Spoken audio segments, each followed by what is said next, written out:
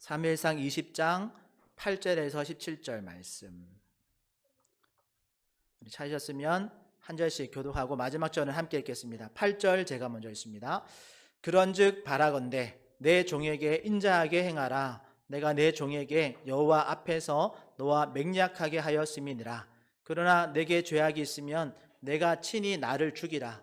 나를 내 아버지에게로 데려갈 이유가 무엇이냐 하니라. 하나님이 이르되 이 일이 결코 내게 일어나지 아니하리라. 내 아버지께서 너를 해치려 확실히 결심한 줄을 알면 내가 내게 와서 내게 이르지 아니하겠느냐. 다윗이 요나단에게 이르되 내 아버지께서 혹 엄하게 내게 대답하면 누가 그것을 내게 알리겠느냐 하더라. 요나단이 다윗에게 이르되 오라 우리가 들로 가자 하고 두 사람이 들로 가니라. 요나단이 다윗에게 이르되 이스라엘의 하나님 여호와께서 증언하시거니와 내가 내일이나 모레 이맘때에 내 아버지를 살펴서 너 다윗에게 대한 의향이 선하면 내가 사람을 보내어 내게 알리지 않겠느냐. 그러나 만일 내 아버지께서 너를 해치려 하는데도 내가 이 일을 내게 알려주어 너를 보내어 평안히 가게 하지 아니하면 여호와께서 나 요나단에게 벌을 내리시고 또 내리시기를 원하노라. 여호와께서 내 아버지와 함께 하신 것 같이 너와 함께 하시기를 원하노니 너는 내가 사는 날 동안에 여호와의 인자하심을 내게 베풀어서 나를 죽지 않게 할 뿐 아니라 여호와께서 버리신 때에도 너는 내 인자함을 내 집에서 영원히 끊어버리지 말라 하고 이에 요나단이 다윗의 집과 언약하기를 여호와께서는 다윗의 대적들을 치실지어다 하니라. 다윗에 대한 요나단의 사랑이 그를 다시 맹세하게 하였으니 이는 자기 생명을 사랑함 같이 그를 사랑함이었더라. 아멘. 네, 오늘은 믿음의 친구 다윗과 요나단이라는 제목으로 하나님의 말씀 전합니다. 우리 옆에 있는 분과 한번 이렇게 인사하겠습니다. 믿음의 친구가 됩시다. 네, 믿음의 친구가 됩시다. 네, 믿음의 친구가 됩시다. 네, 사랑하는 우리 화전충영교회 가족 여러분,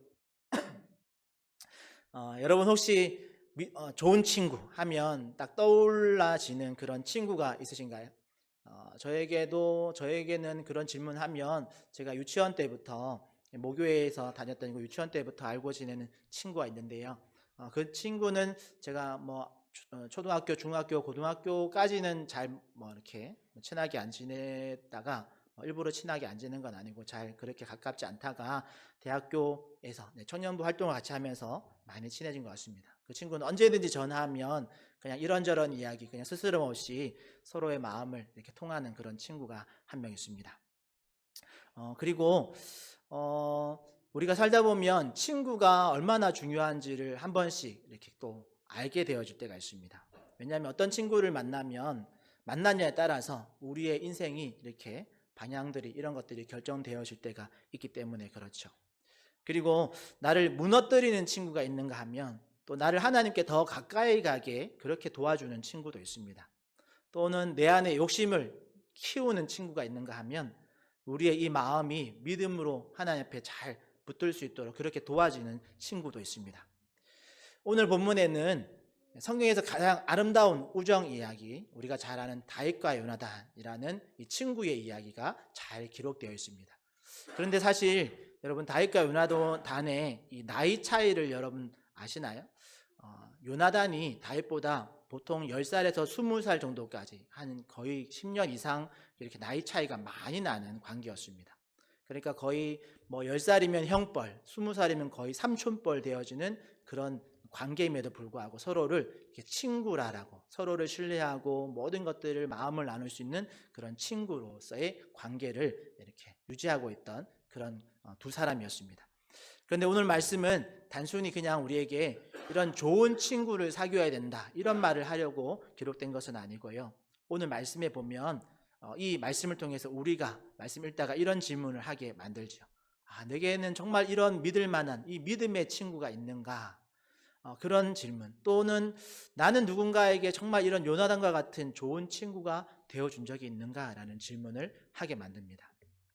특별히 오늘 본문은 하나님의 뜻을 위해서라면 기꺼이 자신의 그 자리를 내어주는 그런 믿음의 친구의 모습을 우리에게 보여줍니다.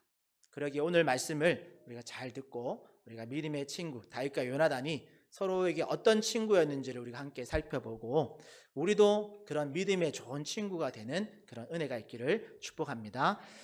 먼저 우리 20장 1절의 말씀에 보면 우리 다 읽진 않았지만 오늘은 1절부터 23절까지 다루는데 우리 8절부터 읽었는데 우리 1절에 보면 라마 나요스에 있는 사무엘에게까지 다윗을 잡으러 사울이 추적해 왔고 그래서 다윗은 그 라마 나요스에서 떠나서 다시 요나단을 한번 찾아갑니다.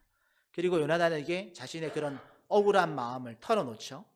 1절에 보면 내가 무엇을 하였기에 내 아버지가 내 생명을 찾느냐라고 질문하면서 다윗의 그 두려운 마음을 친구에게 요나단에게 고백합니다. 그리고 우리가 19장에서 우리가 첫 시간 기도회로 쭉 말씀을 읽어왔지만 19장에서 여러분 사울은 이미 여러 번 다윗을 죽이려고 했었습니다. 그리고 이제 다윗은 요나단에게 찾아와서 더 이상 그 아버지 사울이 자신을 죽이려고 했던 그 사실을 숨길 수가 없어서 요나단에게 너의 아버지 사울이 나를 이렇게 죽이려 했다라는 사실을 이제 털어놓죠. 그런데 그 이야기를 듣고 요나단의 반응이 어떻습니까? 우리 2절 말씀 성경책 펴고 계시니까 2절 말씀 또 화면에 나오니까 한번 같이 읽어보겠습니다. 시작. 요나단이 그에게 이르되 결단코 아니라 내가 죽지 아니하리라. 내 아버지께서 행하지 아니하나니 내 아버지께서 어찌하여 이 일은 내게 숨기리요 그렇지 아니하니라. 아멘.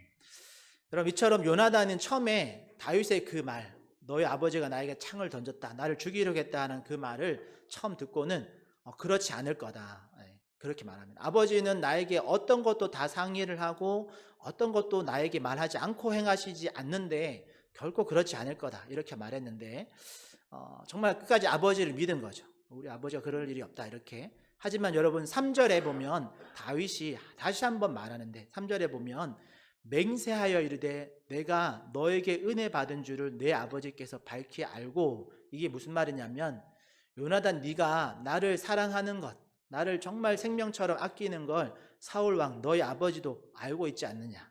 그래서 3절의 이후의 말씀을 보면 사울 왕 스스로가 이르기를 내가 다윗을 죽이려고 했다라는 것을 내 아들 요나단이 알면 슬퍼할 거니까 그 슬퍼할 게 두려운즉 내가 요나단에게는 이야기는 하지 말아야겠다 이렇게 생각했다라고 다윗이 전해주는 거죠. 그러니까 아들이 슬퍼할까 봐 다윗을 죽이려고 했다는 소식은 전하지 않았다 이렇게 지금 다윗이 설명해 주는 겁니다. 그런데 실제 팩트 실제 사건은 3절에 보니까 3절 후반부에 진실로 여호와의 살아계심과 너의 생명을 두고 맹세하노니 나와 죽음 사이에는 한 걸음뿐이니라. 이게 무슨 말이냐면 나와 죽음 사이에는 한 걸음뿐이라는 이 말이 무슨 말이냐면 죽음이 내 한 걸음 앞에까지 다가왔었다라는 거죠. 그게 무슨 말이냐면 진실로 내가 여호와의 살아계심과 또 너의 생명을 두고 맹세를 하는데 내가 지금 한 말 너희 아버지가 나를 죽이려고 했다라는 그 사건은 진짜이고 얼마나 위급했냐면 내 죽음이 한 걸음 앞에 다가온 것처럼 그렇게 느낄 만큼 죽음을 가까이 경험할 만큼 그렇게 위험한 상황을 내가 몇 번이나 겪었다라는 것을 말해주는 거죠. 실제 팩트, 현실에 대한 것을 다윗이 요나단에게 말하는 겁니다. 이렇게 다윗이 여호와의 이름을 걸고까지 맹세를 하면서 사실을 말하는 것을 요나단이 이제 듣고 결국에는 자신의 아버지의 그 사울의 행동이 실제였다라는 것을 이제 깨닫게 되어집니다. 그걸 인정하게 되어집니다. 다윗이 저만큼 맹세를 하면서까지 말한다면 그건 다윗이 지금 거짓말하고 있는 게 아니다라는 것을 알게 되어지죠. 그리고 여기서 중요한 것은 여러분 믿음은 현실을 부정하는 것이 아니다라는 겁니다. 믿음은 그건 거짓말일 거야.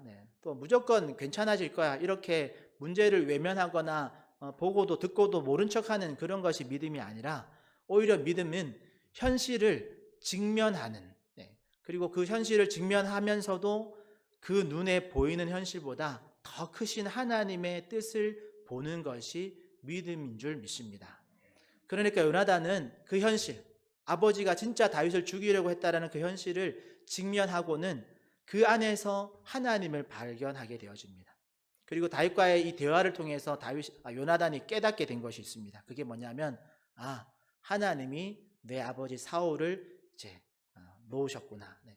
아버지의 그 사울의 왕권을 하나님께서 이제 물리시는구나. 이제 하나님이 붙든 사람은 사울 왕이 아니라 하나님이 다윗을 붙들고 계시는구나 라는 것을 알게 되었습니다. 19장에서는 요나단이 전에도 한번 사울이 다윗에 대해서 악담을 할 때 요나단이 사울을 아버지를 막아서면서 아버지 그건 범죄입니다. 그렇게 하시면 안 됩니다. 이렇게 직언하면서 아버지를 막아섰던 적이 있습니다. 그래서 사울이 그때는 요나단의 말을 듣고 자신의 그 죄악, 범죄 사건 사실을 스스로 인정하고 내가 다윗에게 결코 다윗을 해하지 않겠다라고 약속을 했었죠. 그런데 요나단은 오늘 이 다윗의 이야기를 듣고 그렇게 약속을 하고도 그 사이에 또 다윗을 죽이려 했다는 것을 듣고 결국 그 아버지의 죄악을 인정하는 것과 동시에 하나님의 손이 이제 아버지에게서 다윗에게로 넘어갔음을 아버지에게서 다윗에게로 넘어갔음을 깨닫게 된 것입니다. 그렇게 현실을 인정하면서 거기에 따른 하나님의 뜻을 이 요나단이 확인할 때 요나단의 믿음은 아버지에 대한 그런 안타까운 마음도 있지만 그 마음은 그대로 아들로서 품고 그 마음이 어떻게 행동으로 옮겨지냐면 다윗을 보호하고 하나님의 뜻이 이루어지는 일에 협력하기로 그 마음이 이렇게 움직입니다. 그렇게 마음을 먹고 지금 이후의 본문들을 진행하는 거죠. 그리고 요나단은 이 사건을 통해서 다윗과의 관계를 끊어버리지 않습니다. 여러분 지금 상황으로 보실 때는 아버지 편에 서면 다윗과의 이 관계를 끊어야 됩니다. 그런데 요나단은 다윗과의 관계를 끊지 않고 오히려 더 다윗과의 관계를 이렇게 더 돈독하게 만들기 원합니다. 특히나 오늘 본문에서 강조하고 있는 장면은 이들이 어떤 어려운 문제 앞에서 여호와 하나님을 바라보면서 그분을 의지해서 서로의 관계를 더 확고히 만들고 있다는 것을 여러분 놓치시면 안 됩니다. 두 친구가 서로의 관계를 더 하나님 앞에서 확고하게 만들고 있다. 그러고 보면 여러분 이게 실제적으로 나에 대한 내 이야기다 라고 생각해 보면 여러분 나에게는 또는 여러분에게는 이런 믿음의 친구가 있으신가요? 어떤 어려운 문제 앞에서 정말 서로 함께 기도하면서 그 문제를 함께 마음을 모아서 통과하려고 노력하는, 또 어려울수록 서로의 관계가 멀어지는 게 아니라 더 하나님을 바라보면서 서로의 관계를 더 든든하게 만드는 그런 친구가 있으신가요? 사실 교회 안에 이런 믿음의 친구가 많을수록 그 교회 공동체는 더 건강한 공동체로 자랄 줄 믿습니다. 그러게 소망하기는 우리 화전춘교회 모든 식구들이 이런 믿음의 좋은 친구가 되시기를 축복합니다. 다음으로 11절에서 17절의 말씀에 보면 어떤 면에서 오늘 본문에서 가장 핵심이 되어지는 장면이 나오는데 요나단이 다윗과 들로 나가서 언약을 맺습니다. 특히 14절 15절 말씀 보면 요나단이 다윗에게 부탁하는 장면이 나오는데 우리 14절 15절 같이 한번 읽어보겠습니다. 시작. 너는 내가 사는 날 동안에 나를 죽지 않게 할 뿐 아니라 여호와께서 너 다윗의 대적들을 지면에서 다 끊어버리신 때에도 너는 내 인자함을 내 집에서 영원히 끊어버리지 말라 하고. 아멘. 이렇게 여러분 요나단의 말을 잘 읽어보면 여러분 이 14절 15절만 봐도 그렇고 요나단의 말을 잘 읽어보면 이게 현재의 왕자가 지금 자신의 아버지를 피해서 도망다니고 있는 장군에게 부탁할 말인가? 여러분 잘 생각해보면 이게 조금 지금 이게 주객이 바뀐 겁니다. 원래 같으면 다윗이 요나단에게 너는 더 이상 네가 정말 날 사랑한다면 아버지가 날 해하지 못하도록 또는 너가 나를 해하지 않도록 그렇게 서로 불가침 조약을 맺으면서 다윗이 요나단에게 요구했어야 하는 그런 장면인데 오늘 말씀에 보니까 오히려 요나단이 다윗에게 너가 하나님의 사람으로 나중에 세워질 때에 그리고 아까 우리 15절에서도 그렇지만 너 다윗의 대적들을 하나님이 다 지면에서 끊어버리실 때 이게 무슨 말이냐면 다윗 너를 하나님이 들어 쓰시면서 네가 나중에 왕으로서 세워질 때 너의 대적들을 하나님이 다 진멸하실 때에, 그래서 지금 요나단이 다윗이 그 다음 왕 될 걸 다 알고 있는 거죠. 하나님이 그런 마음을 품으셨다라는 것을 요나단이 알면서 지금 다윗에게 부탁을 하고 있는 겁니다. 다윗, 너가 하나님의 사람으로 세워질 때에 나와 우리 집에 여호와의 인자하심으로 우리 집에 은혜를 베풀어 달라, 그런 요구를 하고 있는 거죠. 여기서 우리는 이 요나단의 믿음을 분명하게 보게 되어집니다. 여러분, 요나단이 누굽니까? 지금 왕자입니다. 현재도 왕자이고 나중에도, 원래는 왕자이니까 나중에 그 사울의 왕위가, 그 왕좌가 자기의 것이 될 사람입니다. 여러분, 그런 면에서 인간적으로 생각해 보면 다윗이 자신의 경쟁자와 같은 상대인 거죠. 어찌 보면 다윗을 시기하고 견제해야 되는 것이 당연한 모습처럼 보입니다. 그런데 요나단은 지금 정반대의 선택을 하는 거죠. 다윗을 살리고 다윗을 보호합니다. 그것도 여호와의 이름을 걸고, 내가 너를 결코 해치지 않고 네가 오히려 잘 될 때 우리 가족을, 우리의 집을 좀 살펴봐달라, 이런 요청을 한다라는 거죠. 왜 이렇게 할 수 있을까요? 그 이유는 요나단이 하나님의 계획과 뜻을 분명하게 알았기 때문입니다. 아버지 사울의 그 범죄로 인해서 아버지의 그 왕권이 이제 마지막임을 깨닫고, 하나님은 그 다음의 왕으로서 자신이 아니라 내 친구 다윗을 준비하고 계심을 요나단이 깨달았기 때문에 이렇게 할 수 있는 거죠. 그리고 여러분, 그걸 깨달았다면 오히려 다윗의 왕권이 가지 않도록 시기하고 질투할 수도 있지만, 요나단은 그 하나님의 뜻, 하나님이 이제 다윗을 쓰시려고 하시는구나, 그것을 알고 그것을 깨달은 요나단은 하나님의 뜻이 이루어지도록 하는 겁니다. 그 하나의 방법이 뭐냐면 자신의 자리, 그 왕자의 자리를 내어주려고 하는 거죠. 그리고 다윗이 정말 진심으로 잘 되기를 축복하면서 그가 나중에 세워질 때에 나를 잊지 말아달라, 그런 부탁을 하고 있는 거죠. 사실 오늘 내가 여러분 이렇게 우리에게 적용해 보면, 사실 내가 요나단의 자리에 있고 다윗과 같은 어떤 경쟁 상대가 등장한다면, 또는 내가 왕자이고 내 왕자가 이제 나에게 물려져야 될 그 왕자가 다른 누군가에게 넘어간다라는 소식을 들었다면, 여러분 솔직히 오늘 요나단처럼 할 수 있을까요? 쉽지 않죠. 그런데 또 오늘 말씀 17절의 말씀에 보니까 이런 배경이 설명되어져 있는데, 17절 말씀 보니까 다윗에 대한 요나단의 사랑이 자기 생명을 사랑한 것 같이 그를 사랑했다라고 소개되어지고 있습니다.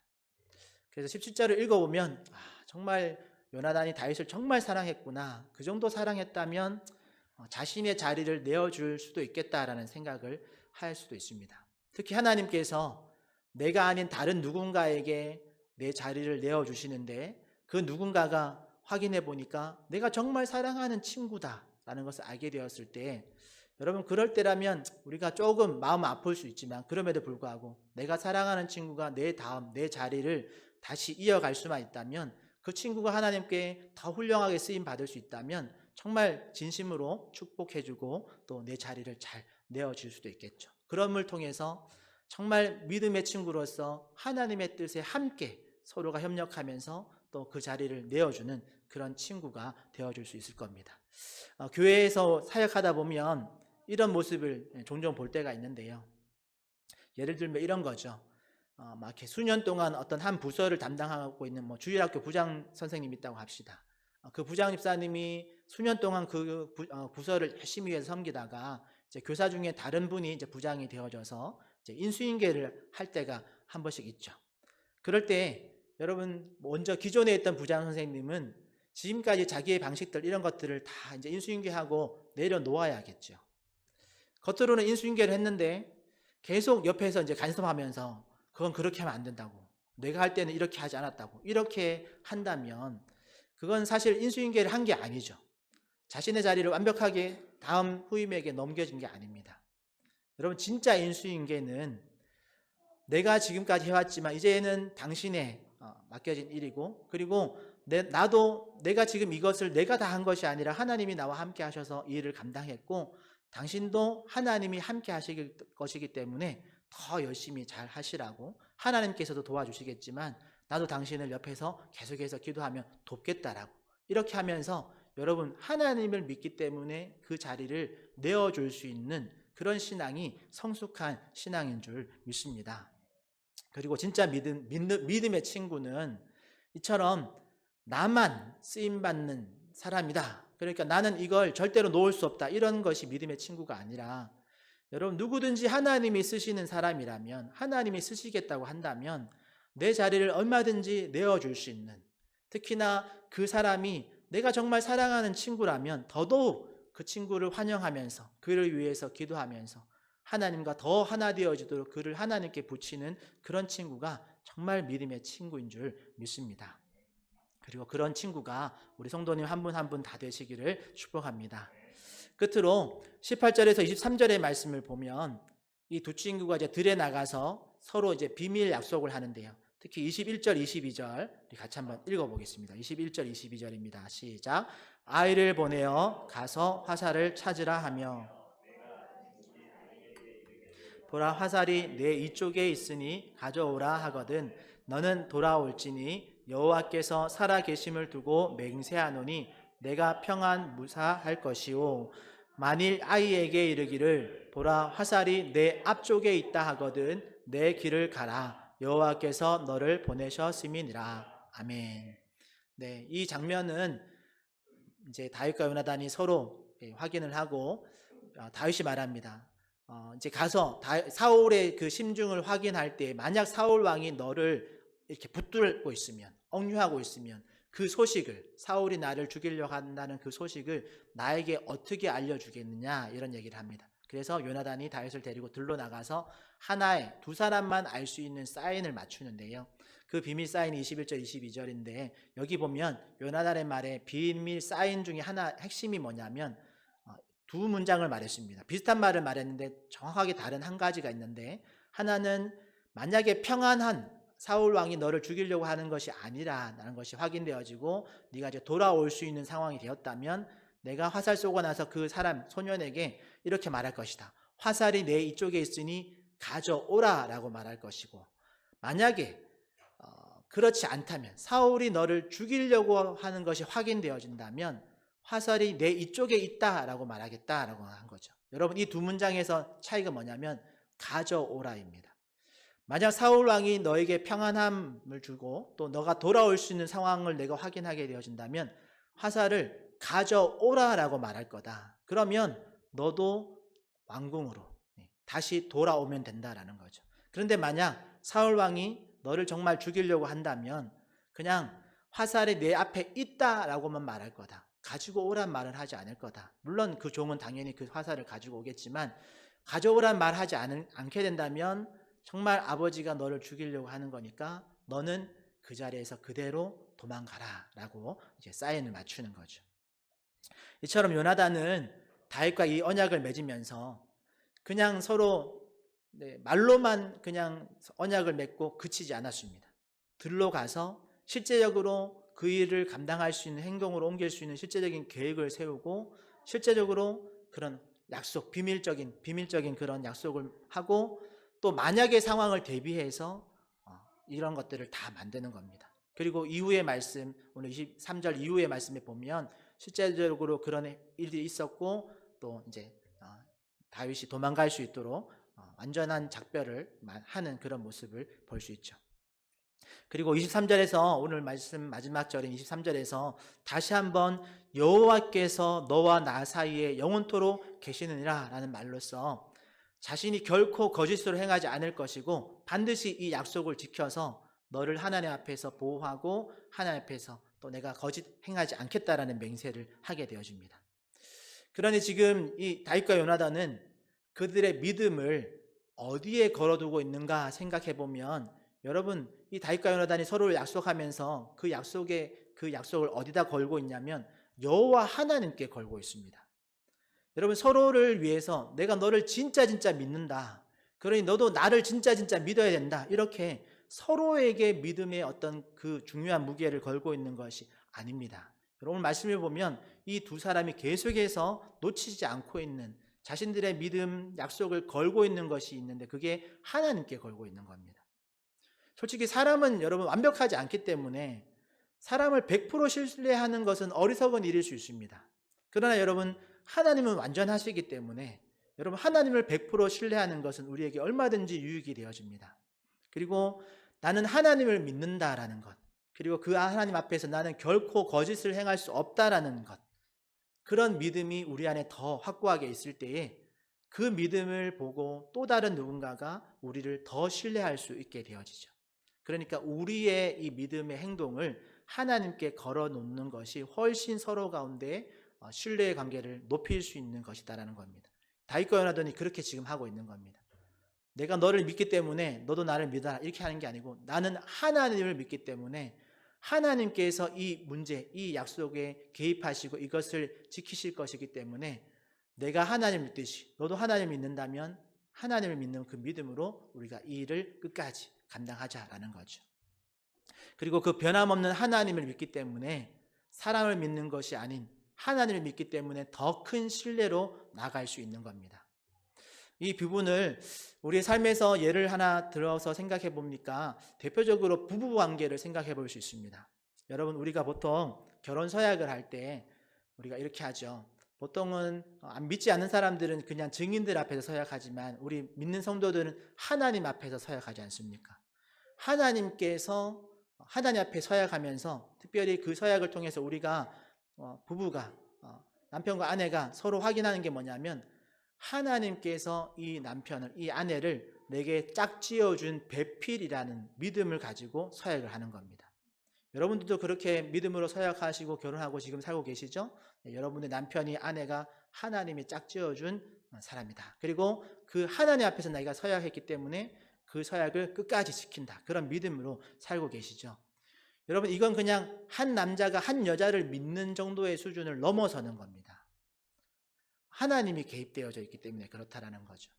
부모와 자녀와의 관계도 마찬가지입니다. 하나님께서 내게 주신 자녀라는 믿음을 가지고 사는 거죠. 하나님께서 내게 주신 부모라는 것을 믿음으로 살아가는 겁니다.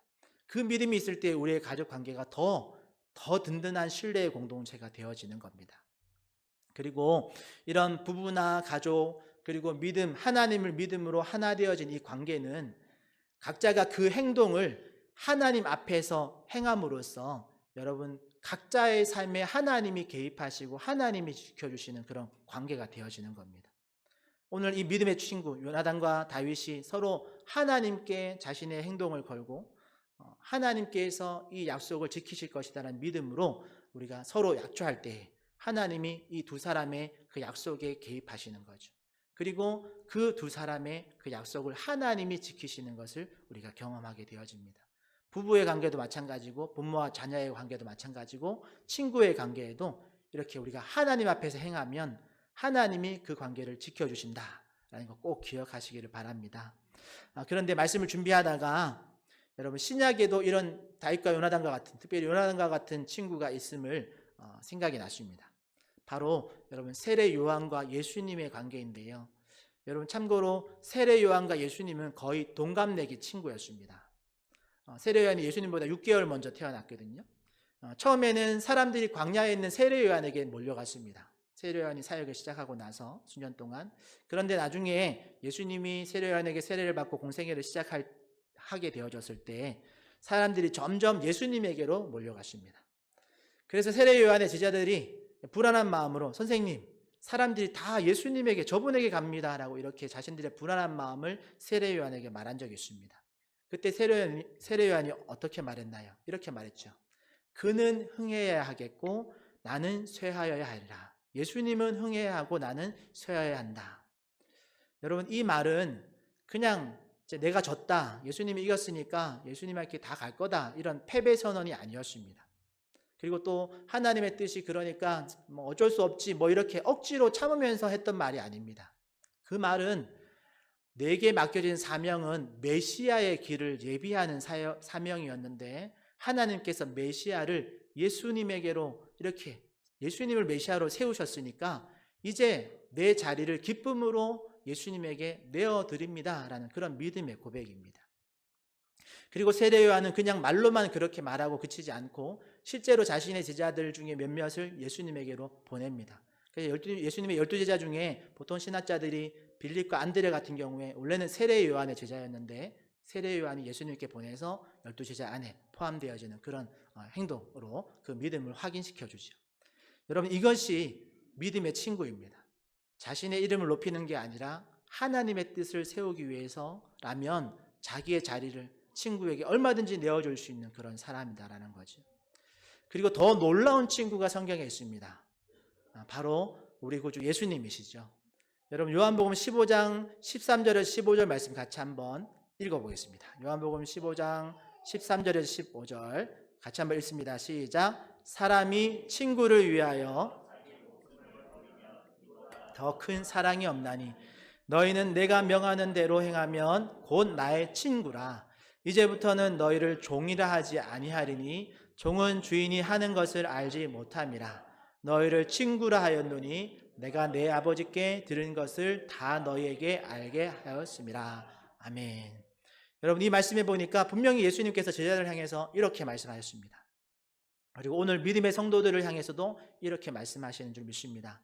너희는 내가 명하는 대로 하면 곧 나의 친구라 라고 말이죠. 여러분, 이 말씀이 얼마나 놀라운 은혜인지 여러분 감이 오시나요? 예수님이 우리를 그냥 예수님의 어떤 제자, 종 정도가 아니라 이제 너와 나는 친구다. 서로 동급으로 그렇게 여겨주시는 그런 표현이죠. 그리고 여러분, 오늘 말씀에 보니까 친구를 위해서 가장 큰 사랑에 대해서 얘기하는데 그 가장 큰 사랑이 뭡니까? 사람이 친구를 위하여 자기 목숨을 버리면 이보다 큰 사랑이 없다. 여러분, 사실 요나단은 친구로서 다윗에게 어떤 위험을 무릅쓰면서 사울 왕에게 가서 그 상황을 확인해주고 다윗을 피신시키는 그런 위험을 감수했었습니다. 세례 요한은 자신이 쌓아온 여러 가지 많은 그 업적과 자신이 닦아온 그 위치를 예수님에게 즐거움으로 내어드렸습니다. 그런데 우리 주 예수님은 실제로 십자가에서 자신의 친구인 제자들에게 그리고 오늘날 성도된 우리에게 자신의 생명을 내어주셨습니다. 그래서 우리의 가장 좋은 친구가 누구냐면, 가장 큰 사랑으로 우리의 그 사랑을 보여준 친구가 누구냐면 바로 우리 구주 예수 그리스도이신 줄 믿습니다. 여러분, 그리고 예수님도 예수님의 그 자리를 우리에게 기꺼이 내어주신 적이 있습니다. 그 자리가 어떤 자리인가 하면 바로 하나님의 자녀가 되어지는 그 자리에 우리를 초대해 주셨고, 또 예수님께서 부활하시고 승천하신 이후에는 승천하시면서 제자들에게 맡긴 사명이 있죠. 우리가 잘 아는 사명, 하나님의 나라를 하나님 나라의 복음을 전하는 그런 사명을 우리에게 맡기셨는데 그 사명의 자리를 어떻게 보면 우리에게 맡기신 겁니다. 예수님이 이 땅에 육체로 계시지 못하시기 때문에 육체로 계시면서 하셔야 될 그 하나님 나라를 전하는 그 복음의 사역을 제자들에게, 오늘날 우리에게 맡기신 거죠. 그 자리를 내어주신 겁니다. 그러고 보면 이 복음을 전하는 이 사명의 자리, 또 교회 공동체로서의 이 성도의 자리는 예수님께서 우리에게 이 바톤을 넘겨주신 것처럼 예수님께서 자신의 자리를 우리에게 내어주신 겁니다. 그리고 우리는 그 자리에서 예수님의 감당해야 될 그 사명을 우리가 이 땅에서 감당하고 나중에는 우리 다음 세대들에게, 믿음의 다음 세대들에게 또 그 바통을 또 넘겨줘야 되겠죠. 그러기에 이런 사명, 또 이 사명을 잘 감당하는 그런 저와 여러분 되시기를 축복합니다. 말씀을 정리하면, 사랑하는 성도 여러분, 오늘 우리는 말씀을 통해서 믿음의 친구인 다윗과 요나단을 살펴보았습니다. 이들은 현실 속에서도 함께 하나님의 뜻을 바라보면서 그 현실을 통과하는 그런 믿음의 친구였고, 서로에게 자신의 자리를 기쁨으로 기꺼이 내어주는 그런 친구였습니다. 그리고 그 행동을 하나님 앞에 걸어두는, 그래서 더 서로를 신뢰하는 그런 믿을 만한 친구들이었습니다. 그러기에 여러분, 이 말씀 마무리해서 나에겐 이런 믿음의 친구가 있는가 한번 잘 돌아보시고, 그런 친구가 혹 있다면 여러분 그 친구를 더 귀하게, 더 사랑함으로 여러분 그 관계를 잘 유지하십시오. 그리고 혹 없다면, 또는 내가 그런 친구, 믿음의 좋은 친구가 되어주는 그런 마음, 그런 각오를 또 품으시는 그런 우리 성도들 되시기를 축복합니다. 여러분, 그러고 보면 사울 왕은 왕이었지만 성경 어디에도 사울에게 이런 좋은 친구가 있었다는 기록이 없습니다. 안타까운 것이죠. 그리고 여러분, 솔로몬의 지혜서인 잠언에 보니까 이런 말씀이 있습니다. 오늘 말씀과 잘 어울리는 말씀이어서 마지막 한번 같이 읽었으면 좋겠는데 잠언 27장 17절 말씀 같이 한번 읽겠습니다. 화면 보시고 읽겠습니다. 시작. 철이 철을 날카롭게 하는 것 같이 사람이 그의 친구의 얼굴을 빛나게 하느니라. 아멘. 여러분, 그러기에 소망하기는 우리에게 이런 믿음의 좋은 친구가 있기를 축복합니다. 또한 우리가 그런 믿음의 좋은 친구가 되시기를 축복합니다. 그러면 그 친구를 통해서 서로가 서로의 얼굴이 빛날 줄 믿습니다. 그리고 혹시라도 나에게 이런 친구가 없는 것 같다라고 생각하는 분들이 계실 수도 있는데, 여러분 오늘 말씀을 우리가 끝까지 잘 들으셨다면 성도된 우리에게는 이런 친구가 한 명 꼭 분명한 친구, 이런 중요한 친구가 분명히 있습니다. 그게 바로 우리 주님, 우리 구주 예수님이시죠. 그 어떤 친구보다도 가장 큰 사랑으로 우리에게 자신의 생명을 내어주기까지 우리를 사랑하신 우리의 가장 좋은 친구 되신 예수님을 여러분 꼭 기억하시기를 바랍니다. 그러니 이제 우리 모두가 그 예수님을 닮기를 소망합니다. 예수님을 닮은 성도로, 예수님을 닮은 그런 교회로 그렇게 서로의 얼굴을 빛나게 하는 그런 좋은 친구의 관계, 예수님과의 좋은 친구의 관계를 유지하시는, 그리고 그렇게 함께 지어져 가는 우리 화전충영교회 모든 성도님들 되시기를 예수님의 이름으로 축복합니다. 아멘.